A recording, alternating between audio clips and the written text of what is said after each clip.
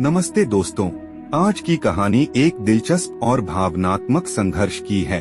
यह कहानी दो भाइयों के रिश्ते पर आधारित है, जहां एक बड़ा भाई हमेशा अपने छोटे भाई को सलाह देता है, लेकिन खुद अपनी जिंदगी में परेशानियों से जूझता है। कहानी का नाम है बड़े भाई साहब, जो मुंशी प्रेमचंद द्वारा लिखी गई एक अद्भुत और सीखने योग्य कहानी है। तो चलिए शुरू करते हैं और जानते हैं कि कैसे अनुभव और मासूमियत के बीच एक प्यारा सा संघर्ष चलता है। मेरे भाई साहब मुझसे 5 साल बड़े थे, लेकिन 3 दर्जे आगे। उन्होंने भी उसी उम्र में पढ़ना शुरू किया था जब मैंने शुरू किया, लेकिन तालीम जैसे महत्व के मामले में वह जल्दीबाजी से काम लेना पसंद न करते थे। इस भवन की बुनियाद खूब मजबूत डालना चाहते थे, जिस पर आलीशान महल बन सके।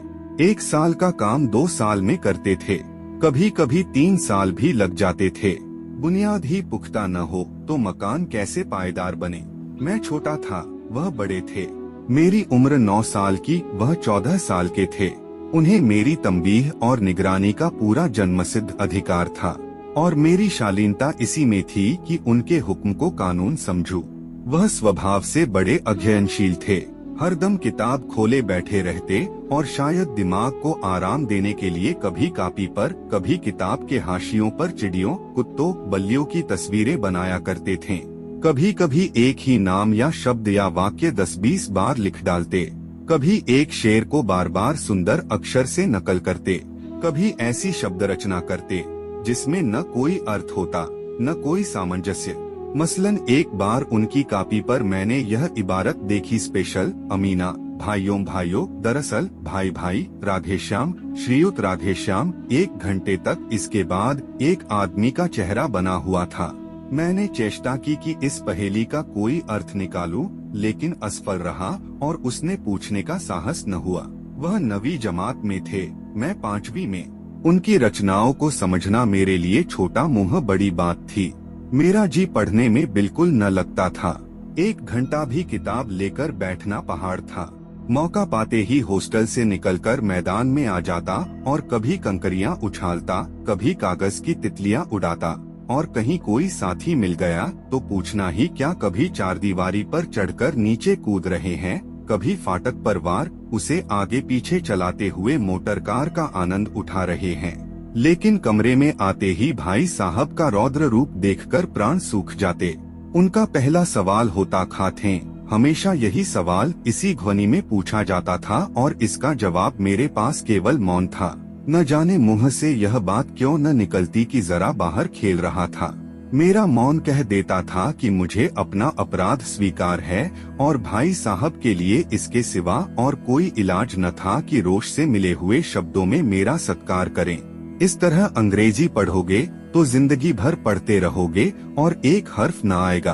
अंग्रेजी पढ़ना कोई हंसी खेल नहीं है कि जो चाहे पढ़ ले।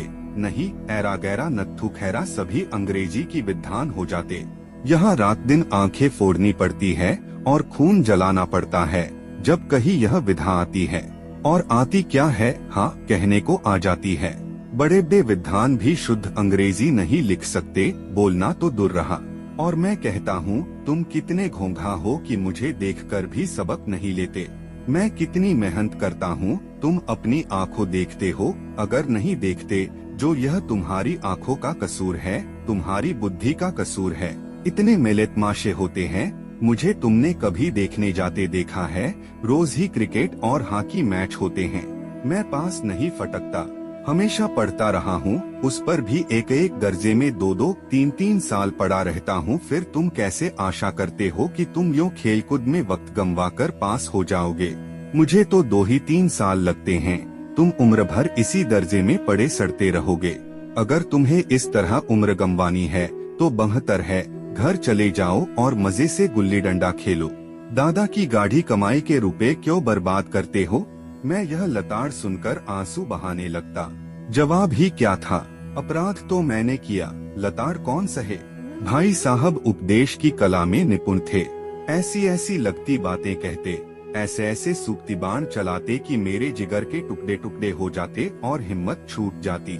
इस तरह जान तोड़कर मेहनत करने की शक्ति मैं अपने में न पाता था और उस निराशा में जरा देर के लिए मैं सोचने लगता क्यों न घर चला जाऊं। जो काम मेरे बूते के बाहर है उसमें हाथ डालकर क्यों अपनी जिंदगी खराब करूं। मुझे अपना मूर्ख रहना मंजूर था, लेकिन उतनी मेहनत से मुझे तो चक्कर आ जाता था। लेकिन घंटे 2 घंटे बाद निराशा के बादल फट जाते और मैं इरादा करता कि आगे से खूब जी लगाकर पढ़ूंगा। चटपट एक टाइम टेबल बना डालता, बिना पहले से नक्शा बनाए, बिना कोई स्कीम तैयार किए काम कैसे शुरू करूं। टाइम टेबल में खेलकूद की मद बिल्कुल उड़ जाती। प्रातः काल उठना, 6 बजे मुंह हाथ धो नाश्ता कर पढ़ने बैठ जाना। 6 से 8 तक अंग्रेजी, 8 से 9 तक हिसाब, 9 से 9:30 तक इतिहास, फिर भोजन और स्कूल।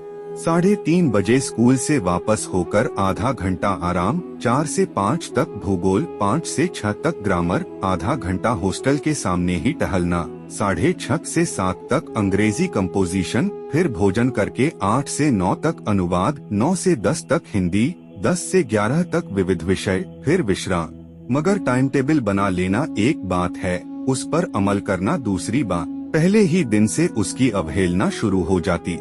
मैदान की वह सुखद हरियाली, हवा के वह हल्के हल्के झोंके, फुटबॉल की उछल कूद, कबड्डी के वह दामवघात, वॉलीबॉल की वह तेजी और फुर्ती मुझे अज्ञात और अनिर्वाय रूप से खींच ले जाती और वहां जाते ही मैं सब कुछ भूल जाता।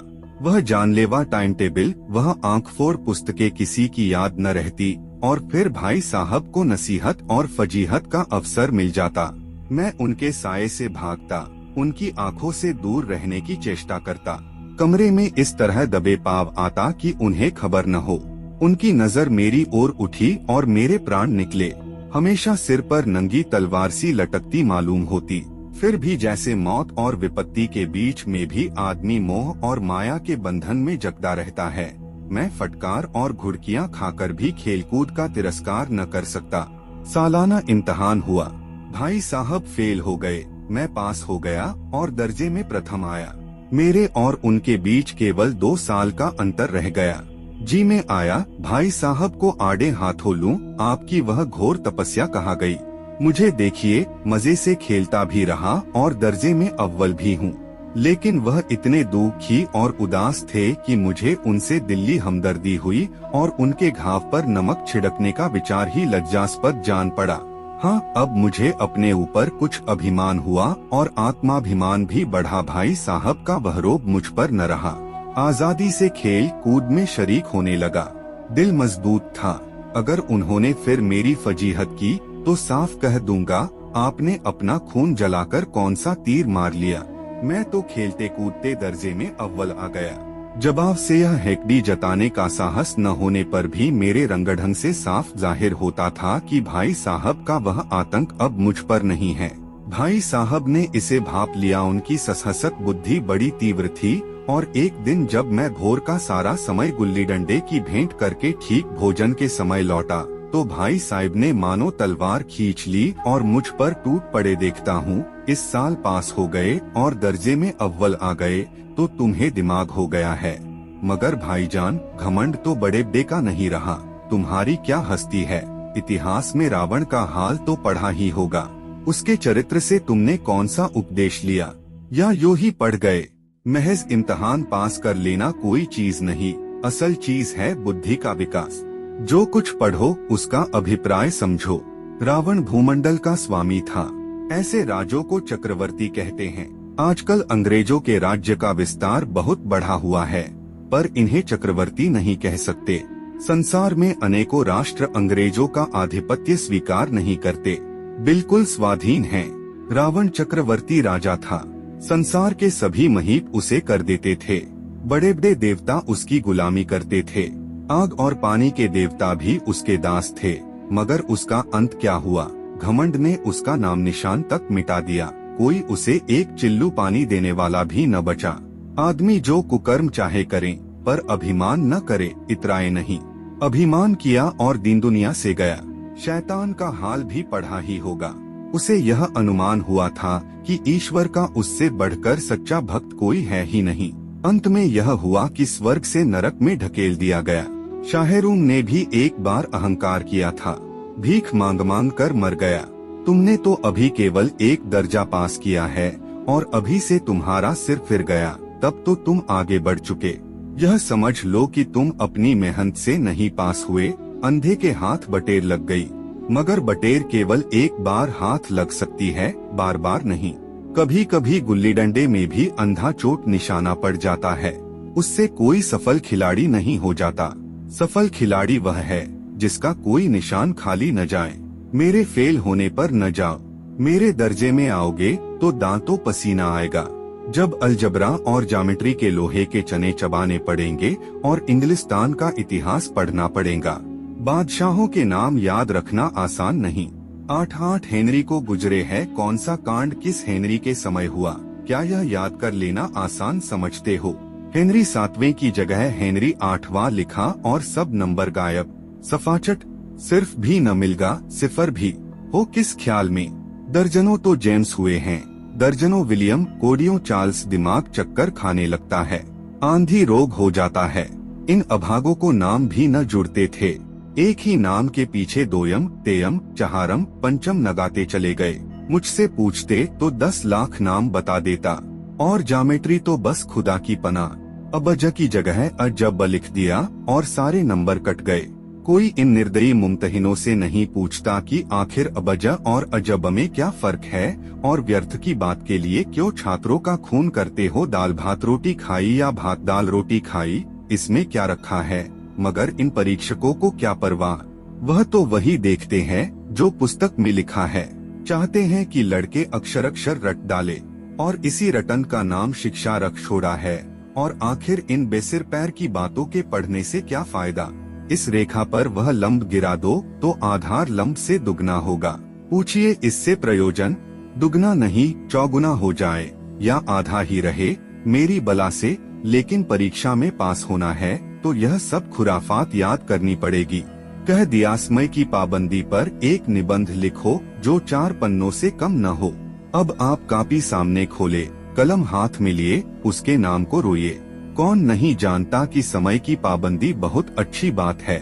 इससे आदमी के जीवन में संयम आ जाता है, दूसरों का उस पर स्नेह होने लगता है और उसके कारोबार में उन्नति होती है। जरा सी बात पर 4 पन्ने कैसे लिखें?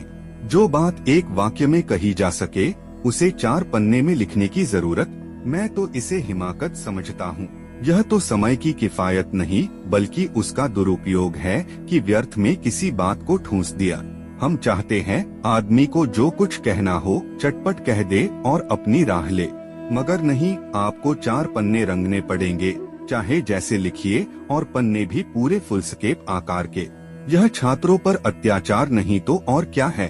अनर्थ तो यह है कि कहा जाता है संक्षेप में लिखो। समय की पाबंदी पर संक्षेप में एक निबंध लिखो जो 4 पन्नों से कम न हो। ठीक, संक्षेप में 4 पन्ने हुए, नहीं शायद 100-200 पन्ने लिखवाते। तेज भी दौड़िए और धीरे धीरे भी, है उल्टी बात या नहीं? बालक भी इतनी सी बात समझ सकता है, लेकिन इन अध्यापकों को इतनी तमीज भी नहीं।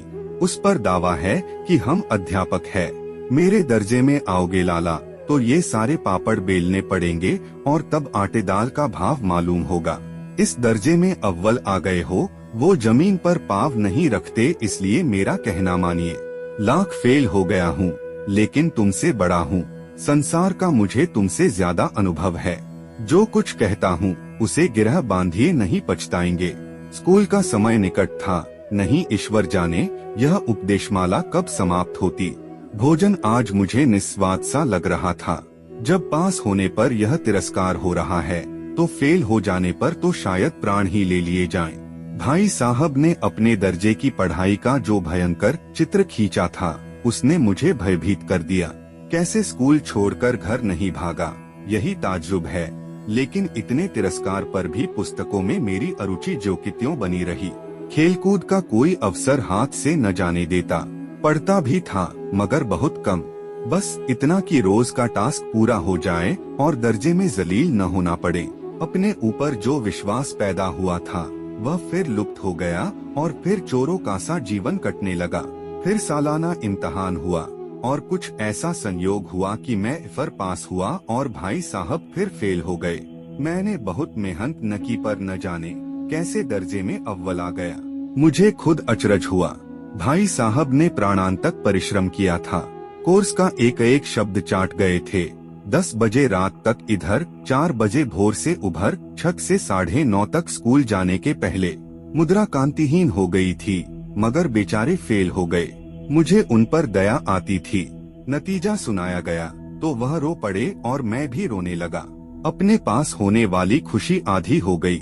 मैं भी फेल हो गया होता तो भाई साहब को इतना दुख न होता, लेकिन विधि की बात कौन टाले। मेरे और भाई साहब के बीच में अब केवल 1 दर्जे का अंतर और रह गया।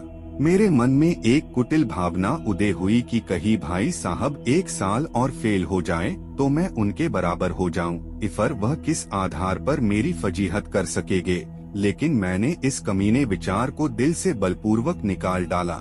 आखिर वह मुझे मेरे हित के विचार से ही तो डांटते हैं। मुझे उस वक्त अप्रिय लगता है अवश्य, मगर यह शायद उनके उपदेशों का ही असर हो कि मैं दनानत पास होता जाता हूँ और इतने अच्छे नंबरों से। अब की भाई साहब बहुत कुछ नर्म पड़ गए थे। कई बार मुझे डांटने का अवसर पाकर भी उन्होंने धीरज से काम लिया।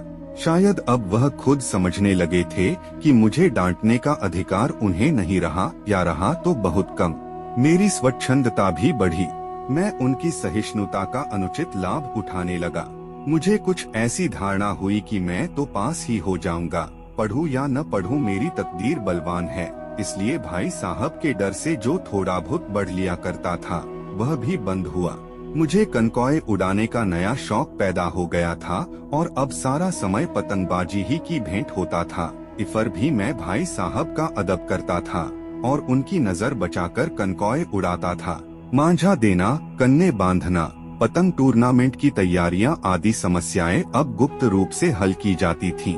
भाई साहब को यह संदेह न करने देना चाहता था कि उनका सम्मान और लिहाज मेरी नजरों से कम हो गया है। एक दिन संध्या समय हॉस्टल से दूर मैं एक कनकौआ लूटने बनतहाशा दौड़ा जा रहा था। आंखें आसमान की ओर थीं और मन उस आकाशगामी पथिक की ओर जो मंद गति से झूमता पतन की ओर चला जा रहा था। मानो कोई आत्मा स्वर्ग से निकलकर विरक्त मन से नए संस्कार ग्रहण करने जा रही हो। बालकों की एक पूरी सेना लग्गे और झड़दार बांस लिए उनका स्वागत करने को दौड़ी आ रही थी। किसी को अपने आगे पीछे की खबर न थी। सभी मानो उस पतंग के साथ ही आकाश में उड़ रहे थे, जहाँ सब कुछ समतल है, न मोटर कारें हैं, न ट्राम, न गाड़ियाँ। सहसा भाई साहब से मेरी मुठभेड़ हो गई, जो शायद बाजार से लौट रहे थे। उन्होंने वही मेरा हाथ पकड़ लिया और उग्र भाव से बोलेन, बाजारी लौंडों के साथ ढेले के कनकौए के लिए दौड़ते तुम्हें शर्म नहीं आती? तुम्हें इसका भी कुछ लिहाज नहीं कि अब नीची जमात में नहीं हो, बल्कि 8वीं जमात में आ गए हो और मुझसे केवल 1 दर्जा नीचे हो। आखिर आदमी को कुछ तो अपनी पोजीशन का ख्याल करना चाहिए। एक जमाना था कि लोग 8वां दर्जा पास करके नायब तहसीलदार हो जाते थे। मैं कितने ही मिडलचियों को जानता हूँ जो आज अव्वल दर्जे के डिप्टी मजिस्ट्रेट या सुपरिटेंडेंट है। कितने ही 8वीं जमात वाले हमारे लीडर और समाचार पत्रों के संपादक है। बड़े बड़े विद्वान उनकी मातहती में काम करते हैं और तुम उसी 8वें दर्जे में आकर बाजारी लौंडों के साथ कनकौए के लिए दौड़ रहे हो। मुझे तुम्हारी इस कमकली पर दुख होता है। तुम जहीन हो इसमें शक नहीं, लेकिन वह ज़ेहन किस काम का जो हमारे आत्मगौरव की हत्या कर डाले। तुम अपने दिन में समझते होगे मैं भाई साहब से महज 1 दर्जा नीचे हूँ और अब उन्हें मुझको कुछ कहने का हक नहीं है, लेकिन यह तुम्हारी गलती है। मैं तुमसे 5 साल बड़ा हूँ और चाहे आज तुम मेरी ही जमात में आ जाओ और परीक्षकों का यही हाल है, तो निस्संदेह अगले साल तुम मेरे समकक्ष हो जाओगे और शायद 1 साल बाद तुम मुझसे आगे निकल जाओ। लेकिन मुझ में और जो 5 साल का अंतर है उसे तुम क्या खुदा भी नहीं मिटा सकता। मैं तुमसे 5 साल बड़ा हूँ और हमेशा रहूंगा। मुझे दुनिया का और जिंदगी का जो तजर्बा है तुम उसकी बराबरी नहीं कर सकते, चाहे तुम MAD फिल और D.Litt ही क्यों न हो जाओ। समझ किताबें पढ़ने से नहीं आती है। हमारी अम्मा ने कोई दर्जा पास नहीं किया और दादा भी शायद 5वीं जमात के आगे नहीं गए, लेकिन हम दोनों चाहे सारी दुनिया की विधा पढ़ ले, अम्मा और दादा को हमें समझाने और सुधारने का अधिकार हमेशा रहेगा, केवल इसलिए नहीं कि वे हमारे जन्मदाता है, बल्कि इसलिए कि उन्हें दुनिया का हमसे ज्यादा तजुर्बा है और रहेगा। अमेरिका में किस तरह की राज्य व्यवस्था है और 8वें हेनरी ने कितने विवाह किए और आकाश में कितने नक्षत्र है, यह बातें चाहे उन्हें न मालूम हो, लेकिन हजारों ऐसी आते हैं जिनका ज्ञान उन्हें हमसे और तुमसे ज्यादा है। दैव न करें आज मैं बीमार हो आऊं तो तुम्हारे हाथ पांव फूल जाएंगे। दादा को तार देने के सिवा तुम्हें और कुछ न सूझेगा, लेकिन तुम्हारी जगह पर दादा हो तो किसी को तार न दें, न घबराएं, न बदहवास हो। पहले खुद मर्ज पहचान कर इलाज करेंगे, उसमें सफल न हुए तो किसी डॉक्टर को बुलाएंगे। बीमारी तो खैर बड़ी चीज है, हम तुम तो इतना भी नहीं जानते कि महीने भर कैसे चले। जो कुछ दादा भेजते हैं उसे हम 20-22 तक खर्च कर डालते हैं और पैसे पैसे को मोहताज हो जाते हैं। नाश्ता बंद हो जाता है, धोबी और नाई से मुंह चुराने लगते हैं, लेकिन जितना आज हम और तुम खर्च कर रहे हैं उसके आधे में दादा ने अपनी उम्र का बड़ा भाग इज्जत और नेकनामी के साथ निभाया है और एक कुटुंब का पालन किया है जिसमें सब मिलाकर 9 आदमी थे। अपने हेडमास्टर साहब ही को देखो, MA हैं कि नहीं, और यहाँ के MA नहीं आके फोड़ के 1000 रुपए पाते हैं, लेकिन उनके घर इंतजाम कौन करता है? उनकी बूढ़ी माँ। हेडमास्टर साहब की डिग्री यहाँ बेकार हो गई। पहले खुद घर का इंतजाम करते थे, खर्च पूरा न पड़ता था, कर्जदार रहते थे। जब से उनकी माताजी ने प्रबंध अपने हाथ में ले लिया है, जैसे घर में लक्ष्मी आ गई है, तो भाईजान यह जरूर दिल से निकाल डालो कि तुम मेरे समीप आ गए हो और अब स्वतंत्र हो। मेरे देखते तुम बेराह नहीं चल पाओगे। अगर तुम यूँ न मानोगे तो मैं थप्पड़ दिखाकर इसका प्रयोग भी कर सकता हूँ। मैं जानता हूँ तुम्हें मेरी बातें जहर लग रही है। मैं उनकी इस नई युक्ति से नतमस्तक हो गया। मुझे आज सचमुच अपनी लघुता का अनुभव हुआ और भाई साहब के प्रति मेरे तन में श्रद्धा उत्पन्न हुई। मैंने सजल आंखों से कहा, हरगिज नहीं, आप जो कुछ फरमा रहे हैं वह बिल्कुल सच है और आपको कहने का अधिकार है। भाई साहब ने मुझे गले लगा लिया और बालकन का उड़ान को मना नहीं करता। मेरा जी भी ललचाता है, लेकिन क्या करूं, खुद बेराह चलूं तो तुम्हारी रक्षा कैसे करूं? यह कर्तव्य भी तो मेरे सिर पर है। संयोग से उसी वक्त एक कटा हुआ कनकौआ हमारे ऊपर से गुजरा। उसकी डोर लटक रही थी। लड़कों का एक गोल पीछे पीछे दौड़ा चला आता था। भाई साहब लंबे हैं ही, उछलकर उसकी डोर पकड़ ली और बेतहाशा होटल की तरफ दौड़े। मैं पीछे पीछे दौड़ रहा था। तो दोस्तों, यह थी आज की पूरी कहानी। आपकी क्या राय है? कमेंट में जरूर बताइए। अगर आपको वीडियो पसंद आया हो तो इसे लाइक करें, शेयर करें और हमारे चैनल को सब्सक्राइब करना न भूलें। बेल आइकन दबाएं ताकि आपको हमारे नए वीडियो की नोटिफिकेशन सबसे पहले मिले। मिलते हैं अगले वीडियो में, तब तक के लिए जय हिंद, धन्यवाद।